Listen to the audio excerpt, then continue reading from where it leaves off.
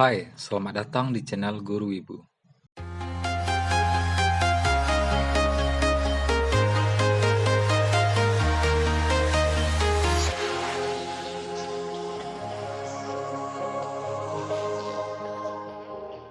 Terima kasih telah mengklik video ini.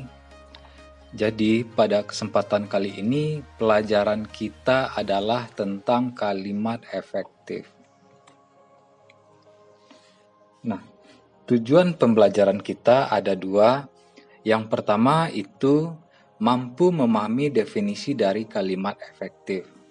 Yang kedua, mampu membedakan kalimat efektif dengan kalimat yang tidak efektif. Nah, kita masuk kepada definisi dari kalimat efektif. Jadi, kalimat efektif itu adalah kalimat yang susunannya mudah dipahami dan makna kalimat tersebut tersampaikan dengan tepat kepada pembaca atau pendengar. Nah, karakteristiknya bagaimana?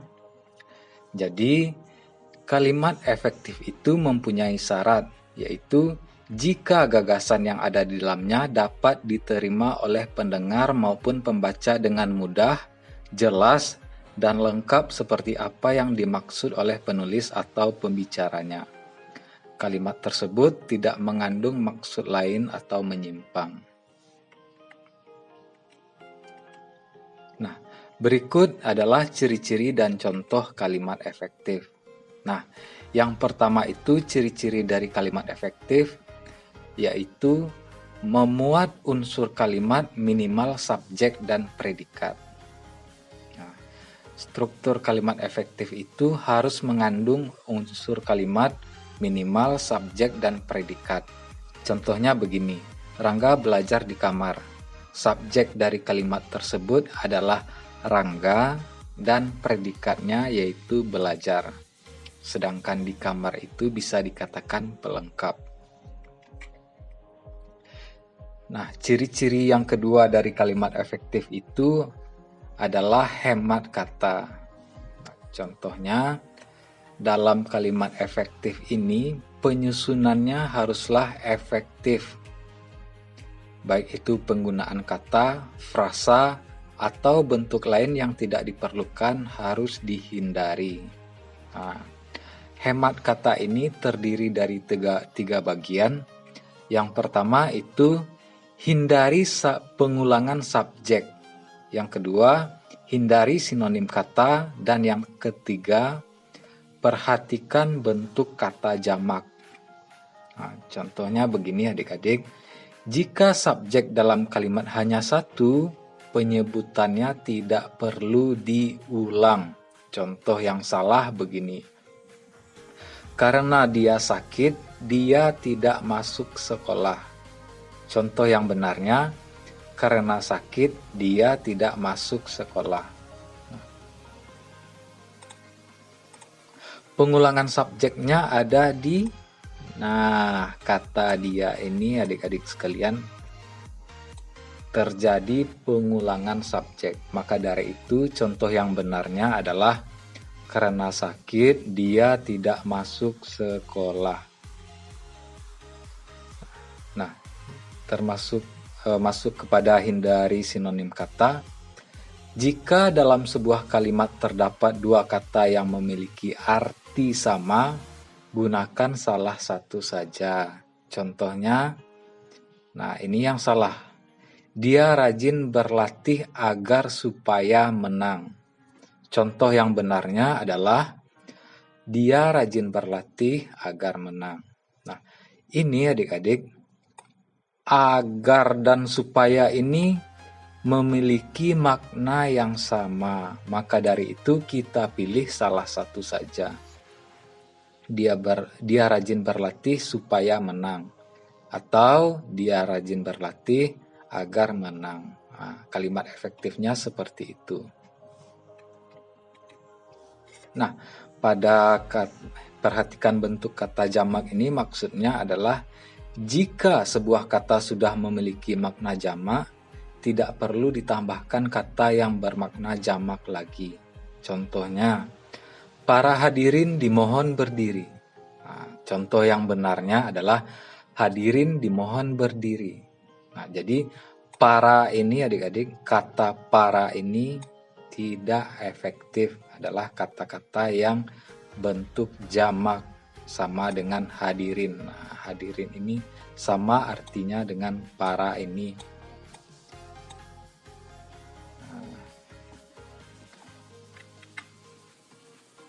Lanjut kepada ciri-ciri yang ketiga dari kalimat efektif itu mempunyai makna yang tepat. Nah, kalimat efektif itu hanya memiliki satu makna, tidak ambigu ataupun menyimpang. Oleh sebab itu perlu diperhatikan penggunaan kata atau diksinya. Contohnya begini. Mahasiswa perguruan tinggi yang terkenal itu menerima hadiah. Nah, coba adik-adik baca lagi. Mahasiswa perguruan tinggi yang terkenal itu menerima hadiah. Maksudnya adalah ambigu, perguruan tinggi yang terkenal atau mahasiswa itu yang terkenal. Nah, supaya efektif, kita bisa mengubahnya menjadi salah satu dari dua bentuk berikut sesuai dengan makna yang dituju. Yaitu, yang pertama, mahasiswa yang terkenal itu menerima hadiah, ataupun mahasiswa dari perguruan tinggi yang terkenal itu menerima hadiah. Jadi sampai di sini paham adik-adik sekalian? Ciri-ciri dari kalimat efektif yang keempat itu adalah kelogisan bahasa. Maksudnya adalah ide pada kalimat efektif tersebut dapat diterima oleh akal dan penulisannya sesuai dengan ejaan yang berlaku. Contohnya, waktu dan tempat kami persilahkan. Nah, kalimat di atas itu bukanlah kalimat yang efektif, sebab makna yang terkandung dalam kalimat ini tidaklah logis. Nah, seharusnya gimana? Seharusnya adalah untuk Bapak ataupun Ibu, kami persilahkan. Nah, maksudnya begitu adik-adik. Waktu dan tempat ini bukan sesuatu yang bisa dipersilahkan. Wujudnya nggak ada gitu. Terlalu samar maksud dari perkataannya. Maka dari itu diubah. Diubah seperti ini. Untuk Bapak Ibu kami persilahkan.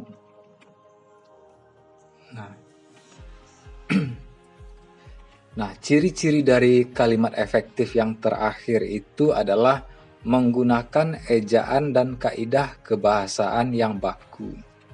Maksudnya bagaimana? Jadi, kalimat efektif dalam bahasa Indonesia itu mengacu kepada Pedoman Umum Ejaan Bahasa Indonesia atau PUEB, atau dimaksud juga dengan Kamus Besar Bahasa Indonesia KBBI. Contoh, ibuku memperjuangkan karirnya dengan baik. Jika mengacu kepada PUBI ini, kalimat tersebut bukanlah kalimat efektif. Karena karir ini adik-adik sekalian tidaklah sesuai dengan ejaan yang benar ataupun gak sesuai dengan kaidah-kaidah ketentuan yang berlaku. Maka dari itu seharusnya kata karir ini ditulis karir. Nah, begitu adik-adik sekalian, materi kita sampai di situ saja. Saya ulangi lagi, kita flashback kepada slide yang pertama. Nah, ciri-ciri dari kalimat efektif itu yang pertama adik-adik, saya ulangi, memuat unsur kalimat minimal subjek dan predikat. Yang kedua, kalimat efektif itu adalah kalimat yang hemat kata. hemat kata itu terbagi 3 bagian, yaitu menghindari pengulangan subjek, yang kedua hindari sinonim kata, yang ketiga perhatikan bentuk kata jamak. Nah, ciri-ciri yang ketiga itu makna kalimat efektif itu tepat adik-adik. Nah, yang keempat kelogisan bahasa. Jadi kalimat efektif itu adalah bahasanya logis. Dan yang terakhir menggunakan ejaan dan kaidah-kaidah kebahasaan yang berlaku. Sekian dulu materi kita pada kesempatan kali ini adik-adik. Untuk menambah pemahaman adik-adik menjadi lebih paham, silahkan dikerjakan soal ini dan jawabannya ditulis di kolom komentar. Di soal yang pertama itu, demi untuk anaknya, Ika bekerja sangat keras. Jadi adik-adik ubah kalimat ini menjadi kalimat yang efektif. Yang kedua, saya berpendapat bahwa pelaku AN sebenarnya tidak bersalah. Karena pada saat itu beliau sedang mengobrol bersama saya di rumah kediaman ayahnya. Nah, pertanyaannya adalah, apakah kalimat di atas merupakan kalimat efektif? Nah, silahkan adik-adik tulis jawabannya benar atau salah di kolom komentar. Yang ketiga, ini saya ada screenshot dari tweet Presiden kita di Twitter yang saya bacakan. Pak Menteri, ini saya sedang bersama para petani bawang putih di Temanggung. Keluhan mereka semuanya sama. Pada saat panen, impor bawang putih justru masuk. Keluhannya selalu itu. Jadi pertanyaannya adalah, apakah kalimat dari tweet Bapak Presiden kita ini adalah kalimat efektif atau tidak? Silahkan adik-adik kerjakan soalnya. Dan akhir kata saya ucapkan terima kasih telah menonton video ini sampai selesai. Semoga pelajaran kita pada kali ini bisa bermanfaat bagi saya tentunya sebagai guru, dan juga bisa bermanfaat bagi adik-adik sekalian sebagai bekal untuk ujian nanti, yaitu ujian UTBK SBMPTN. Dan sampai jumpa di video selanjutnya.